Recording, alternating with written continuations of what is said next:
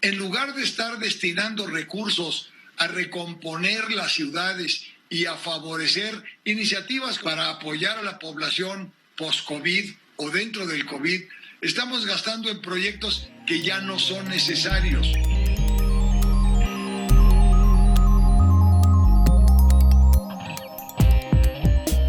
Espacio público es cualquier lugar que no esté comprendido dentro de nuestras residencias, nuestras casas, nuestros departamentos.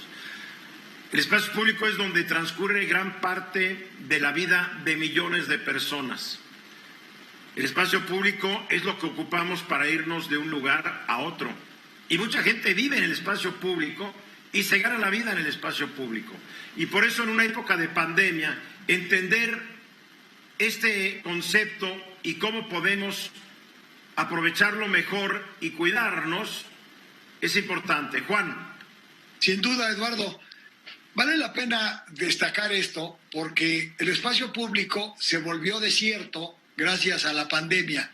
Y entonces hemos visto una enorme tragedia al interior de las pequeñas viviendas, sobre todo en los barrios populares, en donde la gente tiene muy poco espacio para moverse. Empezamos a trabajar desde casa, los que podemos hacerlo y los que están en opción de ello, pero muchos niños y muchos jóvenes han tenido que educarse o tomar clases ahora también en su casa, en espacios pequeños, con mucha incomodidad y a veces con equipos muy precarios. El espacio público empieza a recuperar relevancia en el COVID porque necesitamos salir a hacer algo de ejercicio, necesitan los niños tener espacios de pequeña convivencia, guardando la sana distancia, pero también estamos educándonos de otra manera. El uso del automóvil va en descenso y eso es algo que no va a regresar. Va a tomar quizá muchos años, pero el uso del automóvil va a caer en desuso. Pero no la muele, estamos construyendo una refinería para tener nuestras propias gasolinas. Bueno, estos son de los absurdos. En lugar de estar destinando recursos a recomponer las ciudades y a favorecer iniciativas como la que comentó Guillermo para apoyar a la población post-COVID o dentro del COVID, estamos gastando en proyectos que ya no son necesarios. Así de simple, el turismo viene a la baja, los aeropuertos, Delta anunció la reducción de su flota, etcétera.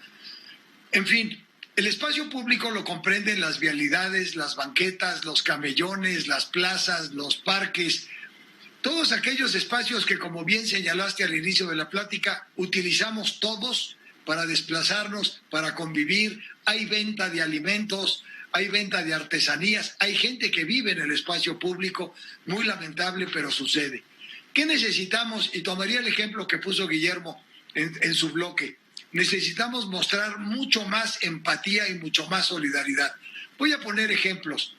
En muchas ciudades lo que está sucediendo es que los camellones se están ampliando a costillas de un carril de circulación en las grandes avenidas. ¿Para qué? Para crear parques lineales, donde se pueda andar en bicicleta, donde se puedan tener juegos infantiles y donde, aprovechando la enorme longitud de las avenidas, se puedan construir parques y espacios de convivencia donde son absolutamente necesarios. Segundo tema, hay que ampliar las banquetas, hay que recomponerlas, hay que arreglarlas. Esto se puede hacer incluso con aportación de los vecinos, de los propietarios de las casas.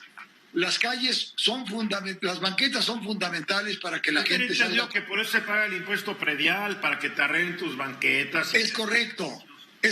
Y sin embargo hay colonias donde además, si quieres arreglar la banqueta, te cobran por metro cuadrado la delegación para darte el permiso para que tú la arregles. Caemos en ese tipo de absurdos. Ahora, muchos pequeños parques, muchas pequeñas plazas, sobre todo en las colonias populares, fueron tomados por la delincuencia, pero hoy con el COVID hasta la delincuencia los abandonó. Entonces, espacios de convivencia, de recreación, de entretenimiento, tomados por la delincuencia, hoy están abandonados. ¿Qué podríamos hacer? Hay muchísimas colonias en Iztapalapa, en Nezahualcóyotl, en fin, en muchas ciudades del país, en sus barrios populares, que tienen espacio público en el abandono. ¿Por qué no pensar, por ejemplo, en poner baños públicos que le permitan a la gente asearse, hacer sus necesidades, con lavabos portátiles, con tinacos que son muy fáciles de instalar, para que la gente donde no hay agua pueda siquiera lavarse las manos. Bueno, yo visité un baño de estos en Alemania. No me acuerdo en qué pueblito llegué, y era un baño donde echabas €1, no me acuerdo cuánto, se abría la puerta, no tocabas el lavabo, ponías la mano y salía el agua, ponías la mano y salía el jabón, o sea, limpísimo, una asepsia increíble. En México el baño público se llama El Árbol. Sí, claro, es la vía pública también. Ahora, porque lo que es muy... mucho de nosotros, entiéndelo. Sí. Somos el pueblo que se preocupa mucho por nosotros y quiere que gocemos de paisaje. En un esfuerzo solidario hay que invitar a través del programa a que se desarrollen este tipo de programas con la participación de arquitectos, urbanistas, ingenieros, autoridades y sociedad. Si la gente es capaz de construir su casita y modificarla, es fundamental que la gente participe en esfuerzos para instalar estas pequeñas instalaciones en las plazas, en los parques públicos, y empezar a hacer mucho más llevadera la crisis y que el espacio público sea, como el nombre lo indica, para todos y en beneficio de toda la ciudadanía. Claro, tiene que ser un espacio público y utilizado inteligentemente en esta época de pandemia, ¿verdad? Definitivamente.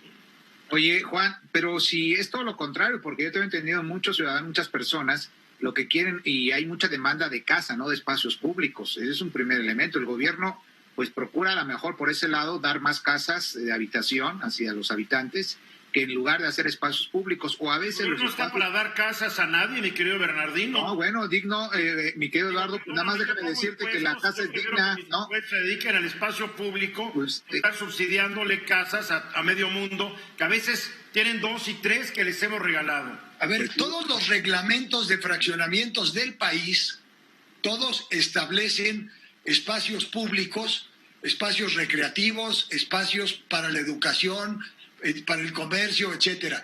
Que no los reconozcan y que se los brinquen los desarrolladores o quienes hacen vivienda es otra cosa. Están por ley y por reglamento los espacios perfectamente normados y definidos en dimensión.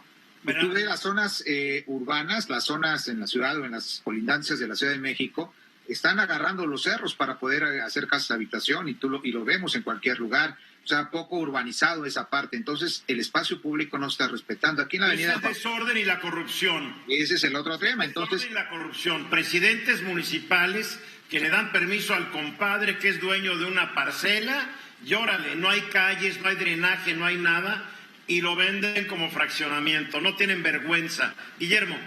Oye, Juan, pero quizás, como bien dices, de esos espacios públicos que están diseñados cuando empiezas a hacer una urbanización de un fraccionamiento o algo así, son los que posiblemente primero se deben de atender, porque lo que hacen es que dicen, aquí va a haber espacio por la escuela, aquí un parque, aquí esto, y de pronto se vuelve estacionamiento, de pronto empiezan a florecer, hay pequeños mercaditos y todo, y ya se los quedaron, ya eso desapareció, ¿no? Ya lo dijo Eduardo Juan, dijo los algo. Los jugadores no respetan la ley, es la tristeza. Eduardo dijo algo muy puntual. Hay elementos de corrupción brutal. Los espacios que nacieron con ese uso del suelo tienen que ser respetados a lo largo de su vida útil. Cambiar el uso del suelo implica un trámite engorroso y largo y costoso, lo cual significa que entre compadres, entre amigos y componendas permiten que estas cosas sucedan. Déjenme, por ejemplo... A ver, Mónica, nomás Mónica tiene una pregunta.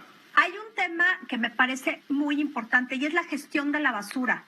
Creo que esto sería como el punto de inicio para una recomposición de la lógica de gobernanza y de participación social. Si no empezamos por utilizar, reutilizar y poner la basura en su lugar y tener espacios para tirar la basura en todas las calles, creo que lo demás es un tanto superfluo. Es una porque hemos hablado en este su lugar y no hay botes de basura y si los hay, no llega. Mira, hemos hablado más a vaciarlos. En este espacio hemos hablado de la economía circular, del cero desperdicio. Hay un cambio de cultura que tiene que darse.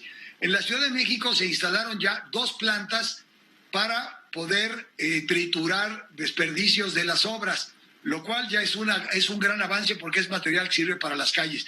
Pero hablando del espacio público, miren, hay muchos estacionamientos al aire libre hoy que podrían convertirse en espacios para ubicar tianguis en lugar de que estén en la vía pública, aunque sean de carácter temporal, para ofrecer ese tipo de servicios.